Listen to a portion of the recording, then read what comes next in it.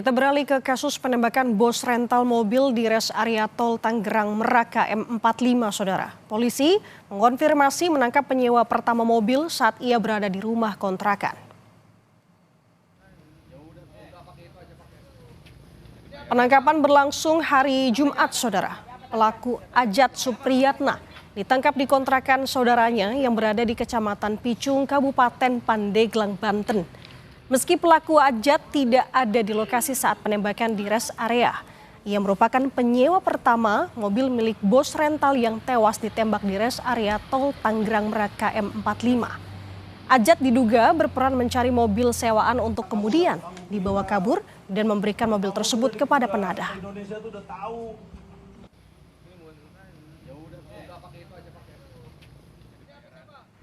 Yang menjadi terduga sebagai penyewa mobil rental, di mana saat ini ada kejadian penembakan bos rental yang terjadi di KM45 Tol Tangerang Merak. Kami berhasil mengamankan saudara AS ini di kontrakan saudaranya yang beralamat di daerah Picung, Kabupaten Pandeglang. Sementara itu, Saudara, terkait pelaku penembakan Panglima TNI Jenderal Agus Subianto menyatakan oknum anggota TNI AL yang diduga terlibat dalam peristiwa penembakan bos rental mobil di res area kilometer 45 sedang diperiksa oleh polisi militer TNI Angkatan Laut. Sebelumnya, Saudara, berdasarkan keterangan dari anak korban, salah satu pelaku mengaku sebagai TNI Angkatan Laut ketika mengacungkan senjata api lalu menembak korban.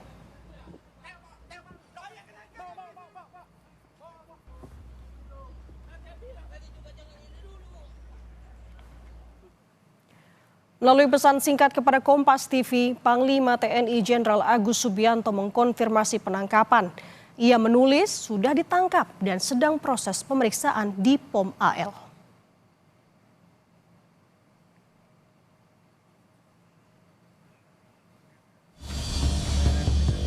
Pasca penangkapan penyewa pertama mobil rental yang berujung penembakan di res area tol Tangerang Merak, terbit pula konfirmasi mengenai penangkapan oknum TNI Angkatan Laut yang diduga kuat merupakan pelaku penembakan bos mobil rental. Keterlibatan seorang oknum TNI Angkatan Laut memang bermula dari pengakuan anak korban yang menyebut pihak yang kedapatan membawa kabur mobil mengaku tentara dan mengancam menggunakan senjata api.